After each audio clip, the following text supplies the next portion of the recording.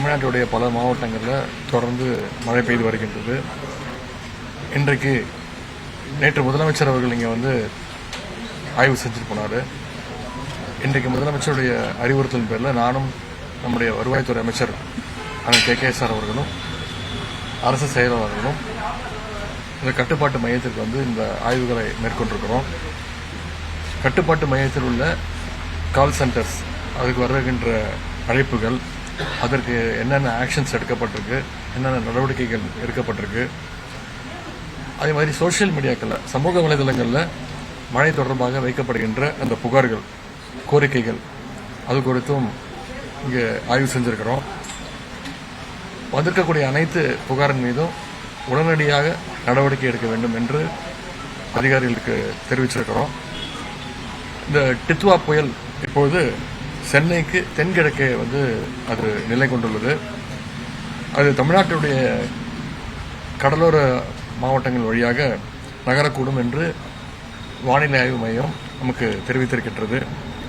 அதனால் இன்றைக்கு 29 இரவு மற்றும் நாளை விடியல் காலை பகல் மதியம் வரைக்கும் இந்த 2 தினங்கள்லையும் தமிழ்நாட்டுடைய வட மாவட்டங்களில் கனமழை பெய்யக்கூடும் என்று எதிர்பார்க்கப்படுகின்றது. இதுவரை தமிழ்நாட்டில் அதிகபட்சமாக நாகை மாவட்டத்தில் 30 சென்டிமீட்டர், நேற்று 23 சென்டிமீட்டர், இன்னைக்கு 7 சென்டிமீட்டர், 2 நாள் சேர்த்து 30 சென்டிமீட்டர் அளவுக்கு மழை பதிவாகியுள்ளது. தமிழ்நாட்டுடைய நீர்த்தேக்கங்களில் பொதுவாக 85 விழுக்காடு வரையில் இப்பொழுது நீர் இருப்பு உள்ளது. அதனால் எந்த விதமான ஒரு பயப்பட வேண்டிய சூழல் எதுவுமே கிடையாது. கனமழையின் காரணமாக மீட்பு மற்றும் நிவாரணப் பணிகளில் நடவடிக்கைகளில் மேற்கொள்ள ஸ்டேட் டிசாஸ்டர் மேனேஜ்மெண்ட் ஃபண்ட், அந்த அவங்க டீம், மாநில பேரிடர் மீட்பு படையின் 16 குழுக்களும், தேசிய பேரிடர் மீட்பு படையினுடைய 12 குழுக்களும் கடலோர மாவட்டங்களுக்கு அனுப்பி வைக்கப்பட்டிருக்கிறார்கள். பேரிடர் சூழலை திறம்பட கையாளுவதற்காக கூடுதலாக தேசிய பேரிடர் மீட்பு படையினுடைய 10 குழுக்கள் வருவதற்கான ஏற்பாடுகளும் செய்யப்பட்டுள்ளன.